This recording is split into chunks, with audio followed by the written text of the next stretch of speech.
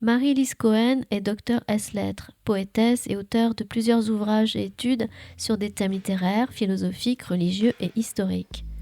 Mercredi 4 mars 2020, elle présentait à la librairie Ombre Blanche son nouveau livre, Jésus, médiateur d'une alliance nouvelle, paru aux éditions Horizon, en dialogue avec Kalou Estrella.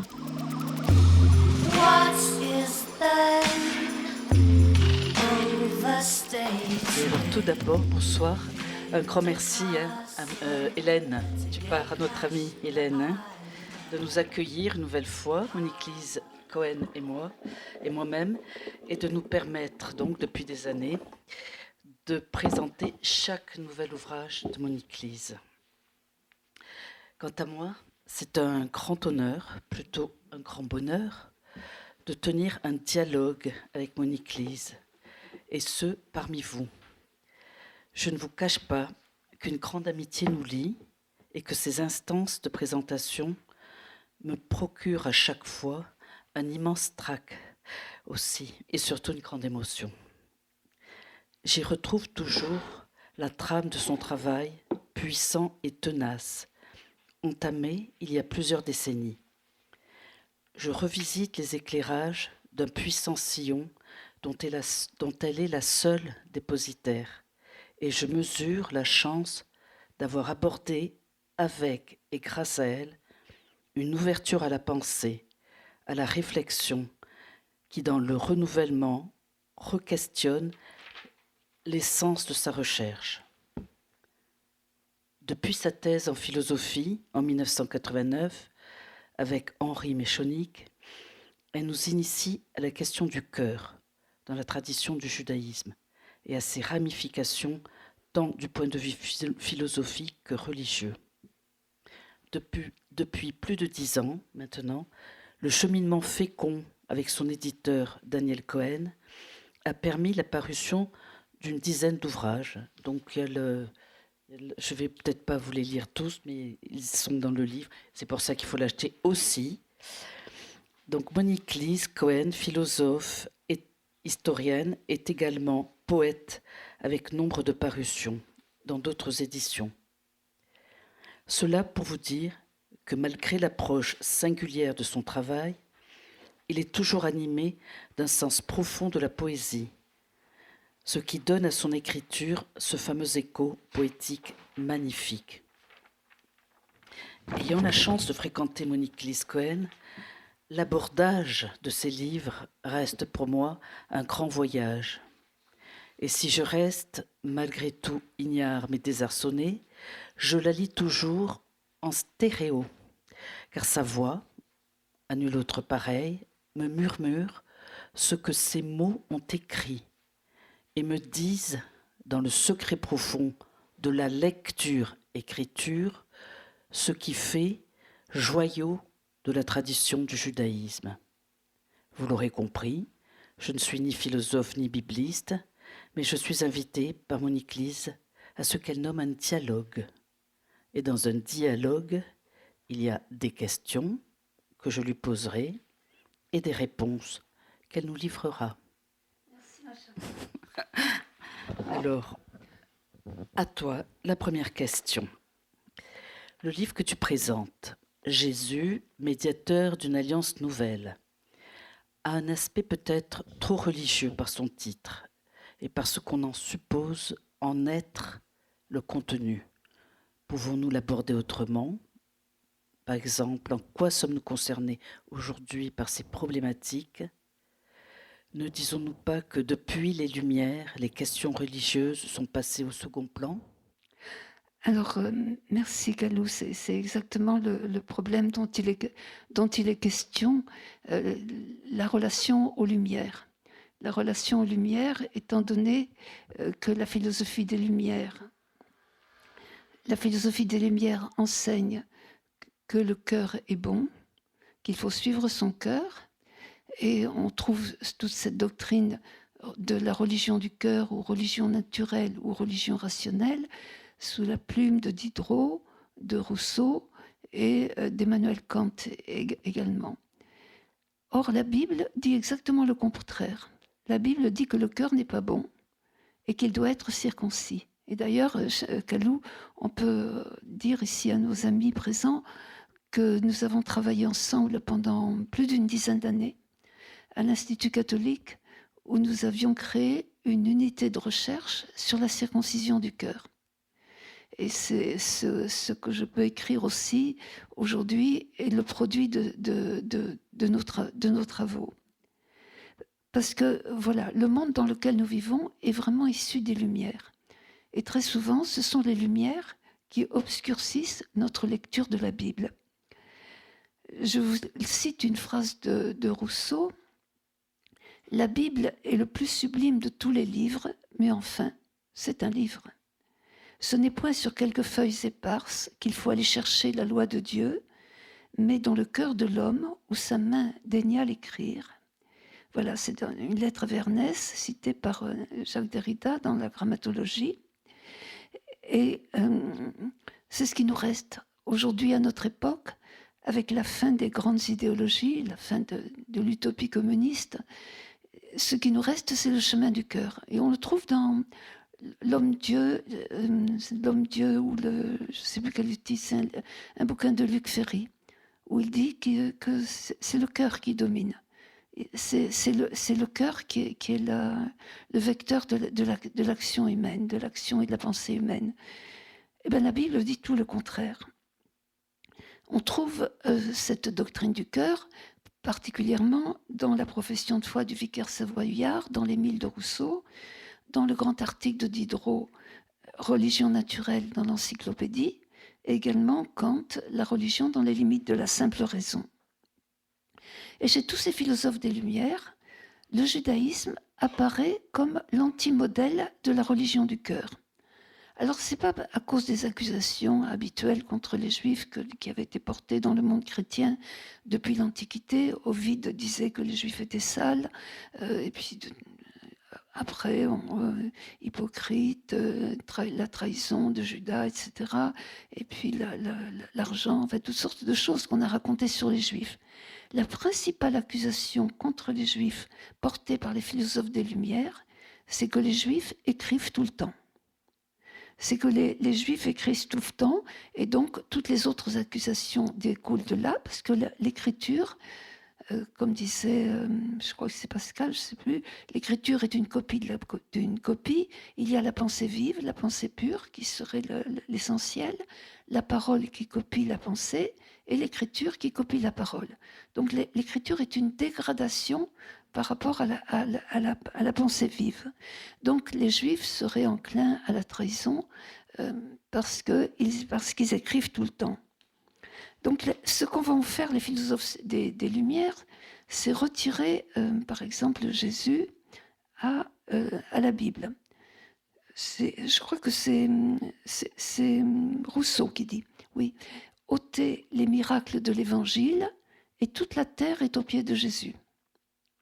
Dans une lettre à Monsieur de Francquières, il écrit « Jésus est le législateur qui échoue chez les Juifs et se tourne vers le genre humain. » C'est-à-dire, on devine, et dans la plupart des textes que j'ai pu étudier, et qui ont été l'objet du doctorat que j'ai fait avec Henri Méchonic, c'est que l'universel consiste à se détourner des Juifs. Comment accéder à l'universel ? En se détournant des Juifs. L'universel n'est pas un lieu que l'on peut penser véritablement, qui a sa place, qui est rayonnante, mais tous ces auteurs marquent la dimension de l'universel dans l'éloignement des Juifs. Et Jésus devient non pas un personnage biblique, mais une sorte de Socrate rustique. Et cela va jusqu'à Kant, qui écrit dans Le conflit des facultés, l'euthanasie du judaïsme est la pure religion morale.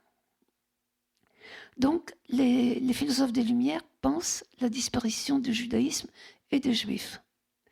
Ils pensent la disparition du judaïsme et des Juifs, et j'ai essayé d'étudier dans le texte même de ces philosophes ce qui est dit de cette disparition que l'Église, elle, n'avait jamais pensé. L'Église, dans son développement anti-juif, qui n'est pas l'antisémitisme, le développement anti-juif, c'était que la rédemption de l'humanité était suspendue à la conversion des juifs. Donc, si on tuait les juifs, ou si les juifs disparaissaient, l'humanité n'était plus rédimée. Donc, il fallait que les juifs vivent pour pouvoir être convertis. On pouvait leur faire du mal, mais il ne fallait pas les tuer. La philosophie des Lumières commence à penser quelque chose que l'Église n'avait jamais pensé, ça serait mieux qu'il n'y ait plus de juifs sur terre.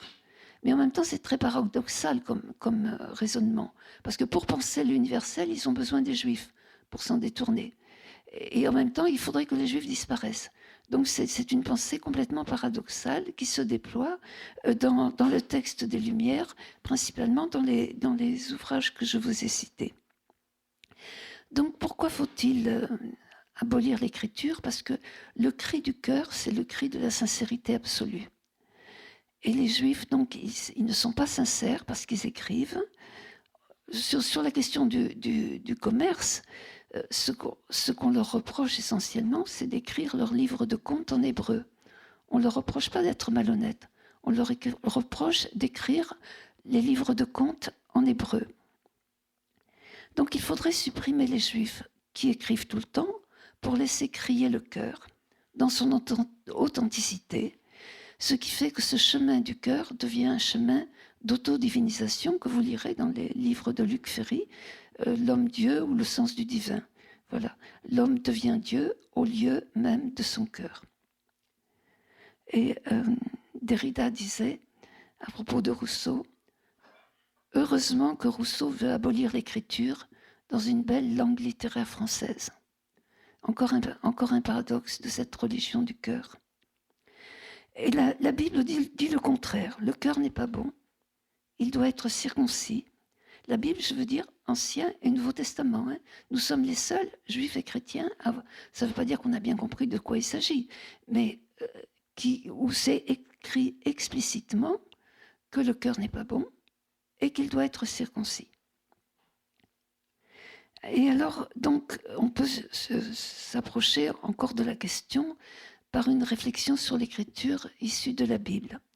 On se souvient l'histoire du veau d'or, qu'on ait lu la Bible ou qu'on ait vu le film de Cécile B2000, quand Moïse redescend du mont Sinaï avec les tables de la loi et qu'il voit le peuple. Il y a aussi un opéra de Schoenberg. Et il voit le peuple qui s'adonne à l'idolâtrie du veau d'or et il casse les tables de la loi. Et puis, quelque temps plus tard, il remonte et il aura de nouvelles tables. Mais qu'est-ce qui s'est passé entre les premières et les deuxièmes tables?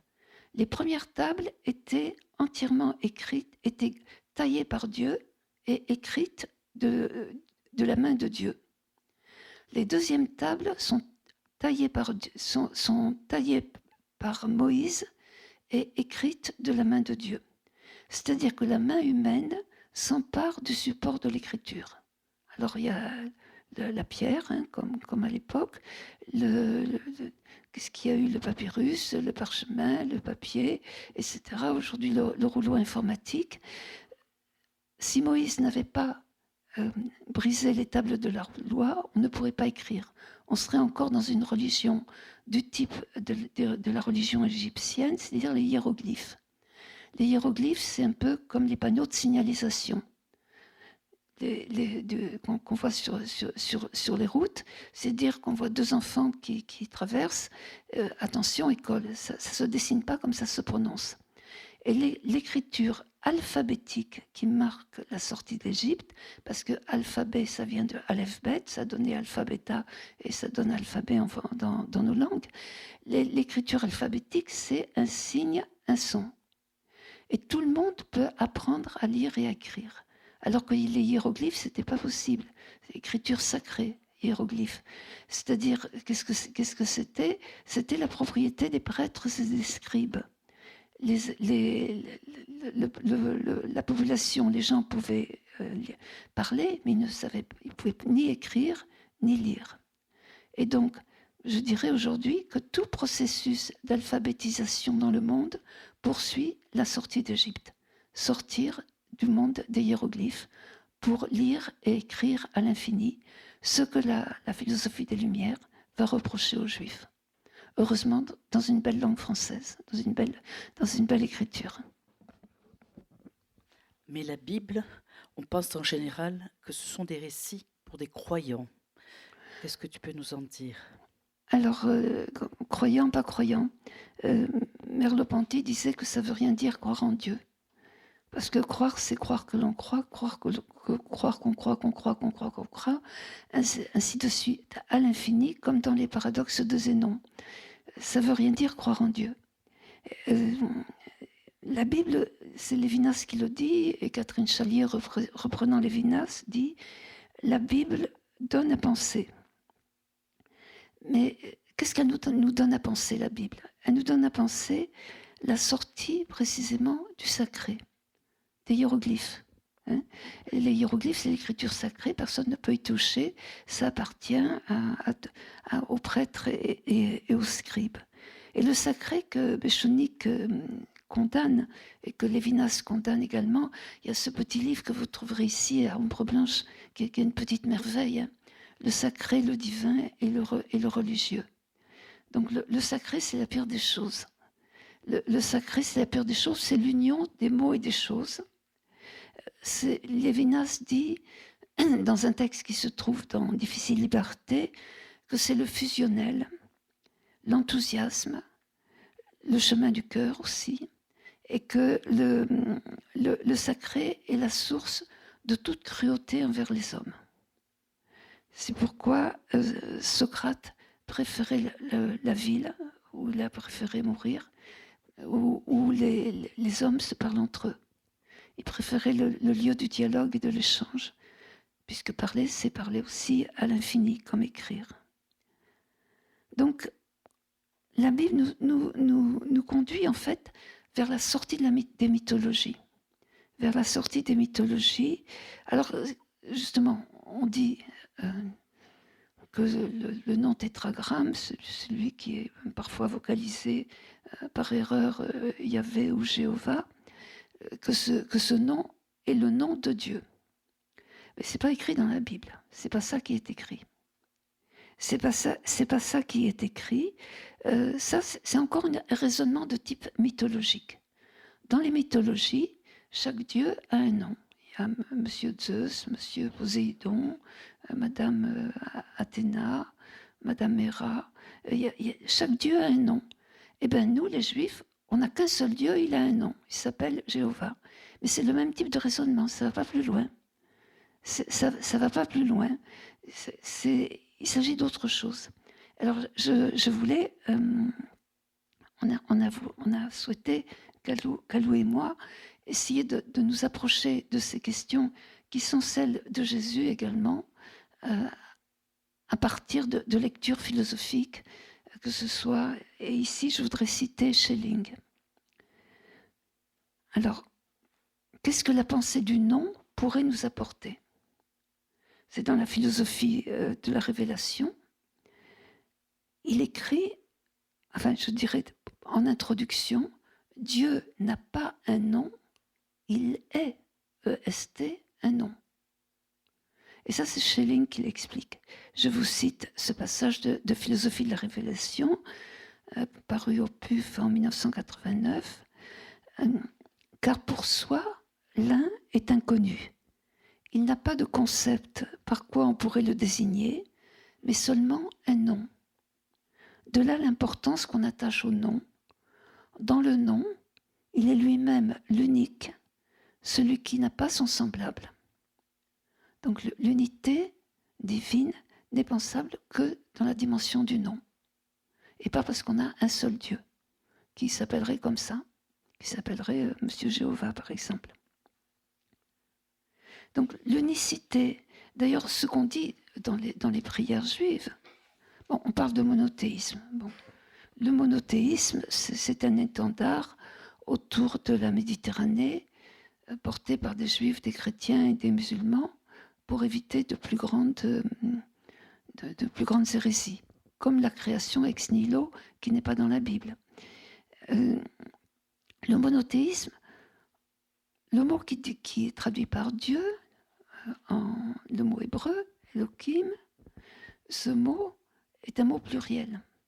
Donc monothéisme ne peut pas se dire en hébreu. Ça ne peut pas se dire. Celui dont on dit l'unité, qu'il est un, dans les prières, dans la liturgie, c'est le tétragramme. Yod Kevavke, je prononce pas le nom. C'est de lui on le dit d'ailleurs par un nom substitut. On dit c'est Adonai. En français, dans l'ère catholique de l'Europe, on dit Seigneur, et dans l'ère protestante de l'Europe, on dit Éternel. C'est de lui qu'on dit qu'il est un. On ne dit pas que Dieu est un. Donc, le problème, c'est de séjourner dans la Bible dans son étrangeté, par rapport à ce que sont les religions mythologiques. Et quand on séjourne dans cette étrangeté, on lit de la même façon le Nouveau Testament. On le lit de la même façon. Le problème, c'est de pouvoir nommer cette unicité. Et cette unicité, elle se trouve dans un événement fondateur qui est le récit du buisson ardent, où Moïse va hériter de sa vocation pour faire sortir le peuple d'Égypte, et l'Éternel lui apprend alors à dire « je ». Moïse lui demande quel est ton nom, il dit d'abord « je », Anochi en hébreu. Et si on lit, donc, il y a cette dimension d'unicité dont l'homme hérite de la part de Dieu. Et cette possibilité de dire « je », elle est en permanence présente dans le Nouveau Testament. Jésus, quand il dit « je suis la vérité, la voie, le chemin », c'est le même « je » qui résonne. Vous pouvez lire à ce sujet le livre de Marie Balmary, Dieu n'a pas créé, la divine origine, Dieu n'a pas créé l'homme, sur cette dimension du « je » qui est l'unicité de chaque être humain, dans l'image de celui qui est un également.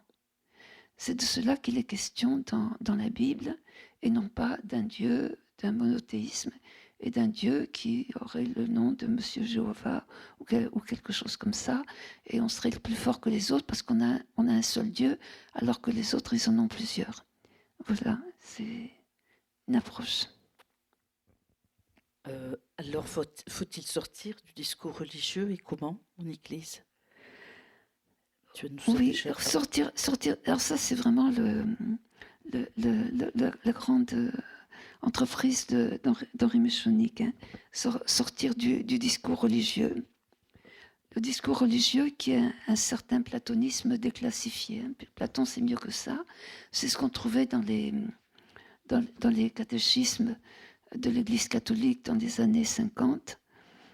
C'est l'homme est fait d'une âme et d'un corps, et Dieu est un pur esprit. Voilà, ça c'est le platonisme déclassifié qui est le discours religieux qu'on peut d'ailleurs entendre dans beaucoup de lieux de liturgie, quand on n'a pas fait aussi ce détour par la philosophie auquel nous invite Emmanuel Levinas. Il dit croire en Dieu au risque de l'athéisme. Le seul lien que nous pouvons avoir avec le divin, c'est dans le risque de l'athéisme, et en héritant également de tout l'effort de la rationalité et de tout ce que la philosophie nous apporte dans notre effort de pensée. Cette question audacieuse, la Bible, nous fait-elle sortir, elle, du discours religieux? Et oui, justement. Alors, la Bible qui nous fait sortir du discours religieux, pour Méchonic, le discours religieux, c'est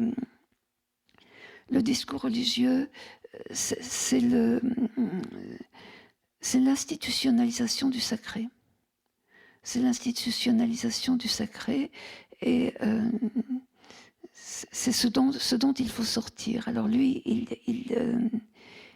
il déploie plusieurs niveaux de désacralisation. C'est-à-dire, oui, il dit que la Bible ouvre le chemin de la désacralisation. Alors, je parle dans les termes de Méchonic. C'est ce que la réponse qui est dite à Moïse au buisson ardent. Non, oui, c'est au buisson ardent. Je serai, traduit. Alors là, trop philosophiquement par « je suis celui qui suis », alors que le verbe être ne se conjugue pas au présent en hébreu. Et je serai, avec un temps d'arrêt, un accent disjonctif, que je serai, indique une ouverture, une infinitisation du sens. Ce n'est pas le principe d'identité ou le principe de non-contradiction qui est ici formulé à la manière de la logique d'Aristote, mais c'est aussi cette ouverture sur l'infinitisation du sens que le je, dans son unicité, qui est celle du tétragramme, ou celle aussi dont Jésus hérite et dont Moïse avait hérité, c'est cela qui nous ouvre le chemin de la désacralisation.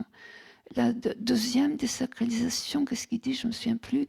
Je crois qu'il cite beaucoup Spinoza. Il cite Spinoza et il se cite lui-même. Il se cite lui-même.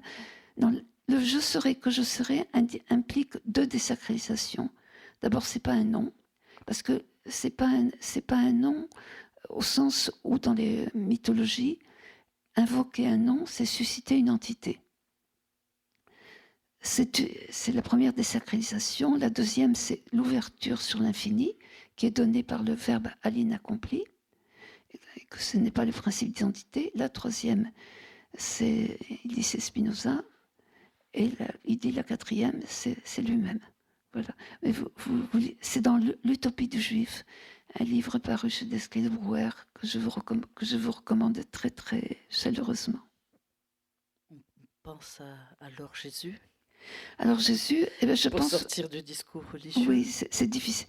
Je pense, comme je lis le Nouveau Testament, un peu comme l'Ancien, ou plutôt la Bible hébraïque, Martin Buber disait que pour nous les Juifs, il n'y a ni Ancien ni Testament. Et c'est dommage parce que le mot diatheke qui a été traduit par testamentum chez Saint Jérôme, ça veut dire alliance. C'est mieux Nouvelle Alliance que Nouveau Testament.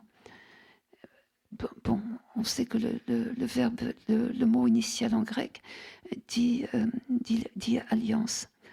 Alors, je crois que également cette possibilité de dire je, qu'on trouve en permanence dans le Nouveau Testament, c'est pas un moi-je. Méchonique fait bien la différence entre moi et je.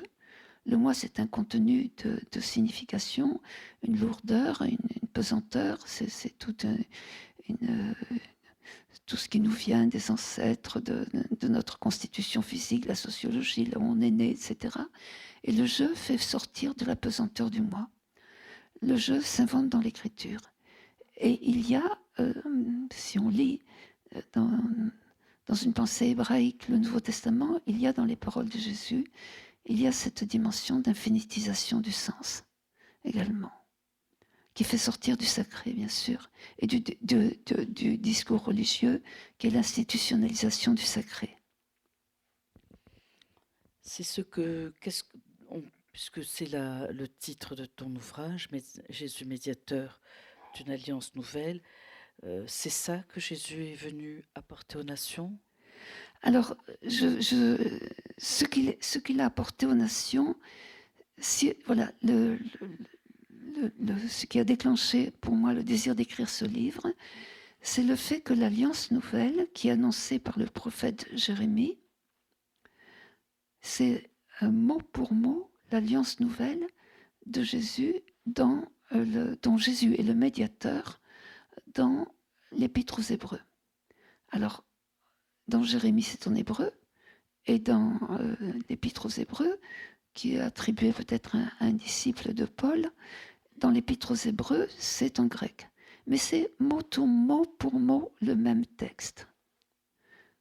Et de quoi est-il question? Il est question, relisez toute la prophétie de Jérémie, et relisez le passage sur l'Alliance Nouvelle, et relisez dans l'Épître aux Hébreux. De quoi il est question? C'est que les hommes ne sont pas bons parce que leur cœur n'est pas circoncis. Alors on va parler un tout petit peu de la circoncision du cœur. Il y a 4 circoncisions dans la Bible. Il y a la circoncision sexuelle pour les hommes et la circoncision du cœur, des lèvres et des oreilles pour tout le monde. pour les hommes et les femmes.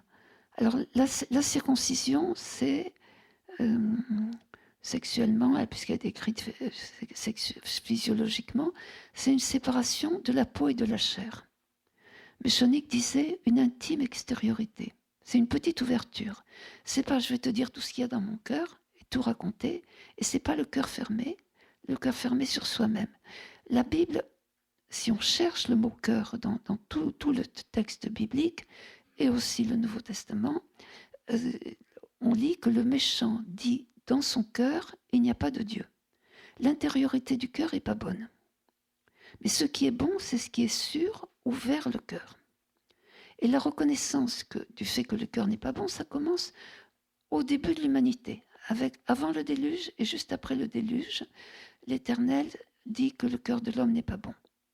Donc toute la Bible va aller jusqu'à une réparation du cœur qui sera annoncée par Jérémie et d'une certaine façon accomplie par le médiateur, Jésus, qui va aller transporter ce message vers les nations du monde. C'est ce qui est écrit. Hein. C'est quand on lit ces textes comme ça dans leur résonance mutuelle, c'est ce qu'on arrive, c'est ce qui apparaît dans une très grande évidence. Et alors donc, le cœur fermé, on dit d'ailleurs à quelqu'un qui a le cœur fermé, quelqu'un qui est par exemple perclus sur sa souffrance, sa douleur, un chagrin, on lui dit « ouvre ton cœur ». C'est une circoncision. Ouvrir son cœur, c'est pouvoir parler. Donc c'est de cela dont il est question. Il ne faut pas que le cœur soit fermé. Le cœur qui est fermé dit « il n'y a pas de Dieu ». Ce qui fait que l'homme qui a le cœur fermé va progressivement se prendre lui-même pour Dieu. Mais ouvrir son cœur, c'est rencontrer autrui. C'est une parole qui circule. C'est une écriture qui s'invente et qui se déploie à l'infini. Alors que le cœur, donc également la circoncision des lèvres, c'est ne pas tout dire. La circoncision des oreilles, c'est ne pas tout entendre. Il y a des choses, il vaut mieux pas les entendre. Et la circoncision sexuelle, elle est une relation à Dieu. Et si je peux me permettre quelque chose d'un peu très physiologique, et voilà, c'est, disons, ça évite l'éjaculation précoce. Donc c'est mieux pour les femmes. Voilà, il faut parler très clairement et sortir du registre purement symbolique, hein, puisque c'est une alliance dans la chair. On dit ce qui se passe dans la chair. Voilà. Alors l'alliance qui est annoncée par Jérémie, d'abord juste une précision, Jésus médiateur. Dans toute la Bible, c'est Dieu ou l'Éternel qui dit mon alliance. Il initie l'alliance, il lui est toujours fidèle, même si les hommes s'en détournent. Or, dans le Nouveau Testament, Jésus ne dit pas mon alliance, il est médiateur de l'alliance. Or, comme le contenu de cette alliance, c'est stricto sensu, mot à mot, celle annoncée par Jérémie, donc Jésus est médiateur de l'alliance annoncée par Jérémie. Et Jérémie dit que que l'alliance sera sur le cœur et parmi eux. Ce n'est pas dans le temple, ce n'est pas dans le lieu de l'institution religieuse que ça se passe, même si ça peut aussi se passer dans le lieu de l'institution religieuse. C'est parmi eux, là où des hommes, des femmes se rencontrent pour étudier, pour parler, l'alliance, ici la présence divine, elle est là où cela a lieu. Alors il faut que cette alliance, que parmi eux, ce ne soit pas n'importe quoi. C'est pourquoi il y a aussi le temple avec tous les rituels qui n'existent plus aujourd'hui, mais qui sont remplacés par la pratique des commandements, aussi par la liturgie. Mais l'alliance est parmi eux. Elle n'est pas à la synagogue. elle n'est pas dans le temple. C'est pas écrit que la présence divine est dans le temple. Elle est sur le cœur. Cette alliance est dite sur le cœur et parmi eux. Et donc, si on peut revenir à la philosophie des Lumières qui veut abolir l'écriture et qui pense qu'il faudrait supprimer les Juifs parce qu'ils écrivent tout le temps, alors on peut penser aussi que le nom tétragramme est une écriture. Le mot Anochi, qui dit je, J-E, qui est révélé à Moïse et que probablement Jésus a prononcé lui-même en hébreu, ce nom se lit en acrostiche, en araméen. J'ai donné et j'ai mis mon âme dans l'écriture. C'est de cela dont il est question et dont Jésus, je dirais, est porteur vers les nations du monde. C'est pour ça que après sa résurrection, je ne raconte pas des événements historiques, je raconte aussi ce que dit le texte. C'est après sa résurrection que Jésus dit à ses disciples, allez vers les nations. Alors tous les antisémites de la terre ont entendu ça, quitter les Juifs pour aller vers les autres. Et davantage la philosophie des Lumières, qui dit qu'il faut vraiment se détourner des Juifs pour aller à l'universel, mais c'est pas ça. Jésus dit aller vers les nations pour transmettre ce message issu du judaïsme sans que l'humanité ait besoin de devenir juive. Ce message qui est un message d'ouverture de cœur pour la parole et l'écriture à l'infini. Voilà. Alors, Monique Lise, dans ton ouvrage, je voudrais que tu nous parles de la calligraphie. Ah oui, alors c'est ce qui est dit dans la Bible après l'énoncé des 10 paroles au Sinaï, V'cholaam roim et akolot, et tout le peuple voit V-O-I-E-N-T, les voix V-O-I-X. Alors c'est une calligraphie d'Henri Renou, que peut-être vous avez connu, un grand calligraphe qui faisait des calligraphies dans beaucoup de langues, en hébreu, en arabe, avec l'alphabet latin, dans d'autres langues aussi, en sanskrit. Et il m'avait offert cette calligraphie. Tout le peuple voit les voix. Alors vous voyez, c'est une pensée particulière de la collectivité. Le sujet est au singulier et le verbe est au pluriel. Comme disait Béni Lévy, c'est un singulier pluriel. C'est-à-dire qu'il s'agit d'une collectivité où chaque un, comme disait Béni Lévy, chaque un n'est pas absorbé dans le grand magma, on est tous unis, enfin des choses comme ça que tous les candidats aux élections nous disent chaque fois, il faut être unis. Parce que c'est le truc, il faut être unis, il faut être tous ensemble, ça ressemble davantage à la tour de Babel. Vous savez, les hommes voulaient se faire un nom et ils étaient tous unis et Dieu a détruit la tour et il a imposé, il a dispersé les hommes dans des langues différentes, dans la pluralité des langues. C'est-à-dire que celui dont on dit l'unité, c'est pas le peuple, on est tous unis. Le peuple uni ne sera jamais vaincu. J'en disais ça, je me souviens pendant la révolution des œillets au Portugal. Mais celui dont on dit l'unité, c'est le tétragramme. Et c'est pas on est tous unis, tous ensemble. Ça veut pas dire qu'on est fâchés, mais on a des relations juridiques qui nous lient les uns avec les autres et on peut se disputer tout en respectant également ces relations juridiques entre nous, ce qui donne un singulier pluriel où chacun peut dire je et garder sa subjectivation à l'image de Dieu. Moi, je pense que cette fin est, enfin, dans tous les cas, ce qui vient de se dire à partir de l'introduction. Ce qui est important dans son ouvrage, c'est que l'introduction nous amène directement à tout ce que Monique Lise vient de dire, tant sur le plan philosophique que sur le travail depuis la Bible.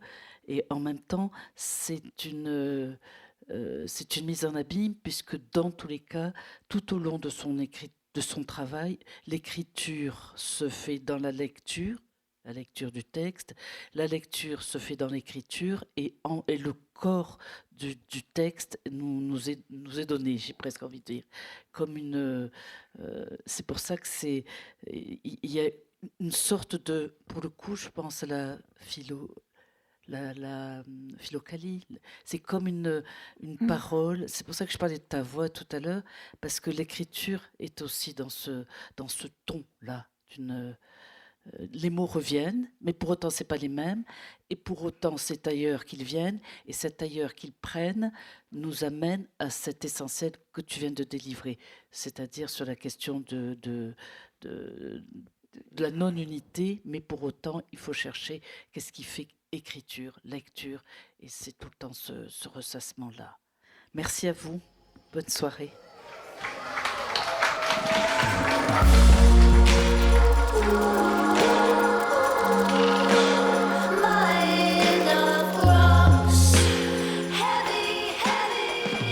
Le livre de Monique Lise Cohen, Jésus, médiateur d'une alliance nouvelle, est publié aux éditions Horizon. Chez ce même éditeur, Monique Lise Cohen a fait paraître entre autres Récit des jours et veilles du livre, Le parchemin du désir, Emmanuel Lévinas et Henri Méchonic, Résonance prophétique, Les Juifs ont-ils du cœur une intime extériorité, Job, de l'errance du cœur au secret de l'embryologie. Vous venez d'écouter à l'instant une rencontre à la librairie Ombre Blanche, mercredi 4 mars 2020.